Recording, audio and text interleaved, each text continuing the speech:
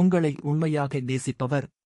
நீங்கள் சோகமாக இருந்தால் நீங்கள் சொல்லாமலே என்னாச்சு என கேட்பாரு. எப்போது வேண்டுமானாலும் உங்களுடன் பேச வேண்டும் என நினைப்பாரு. உங்களை மாற்ற வேண்டும், திருத்த வேண்டும் என நினைக்க மாட்டார். ஆண்களின் மனம் தர்ம ஆஸ்பத்திரி மாதிரி, உள்ளே என்ன நடக்கிறது என யாருக்குமே தெரியாது. ஆனால் பெண்களின் மனம் அப்பல்லோ ஆஸ்பத்திரி மாதிரி, உள்ளே என்ன நடக்கிறது, எப்படி இருக்கு என தெரியும்.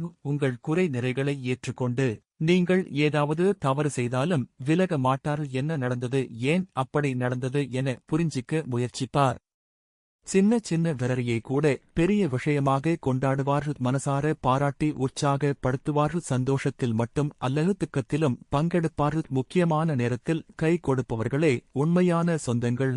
இந்த உறவு எல்லோருக்கும் இருக்கலாம், ஆனால் வேதனையில் உள்ளபோது ஆறுதலாக உள்ளவர்களே உண்மையான சொந்தங்கள். பிள்ளைகள், பேரன் பேத்திகள், எந்த உறவாக இருந்தாலும் அவர்கள் பிறவி குணம் போகாது. எனவே உங்களை உண்மையாக நேசிப்பவர்கள் யார் என்பதை உணர்ந்து அவர்களுக்கு ஏற்றாற்போல்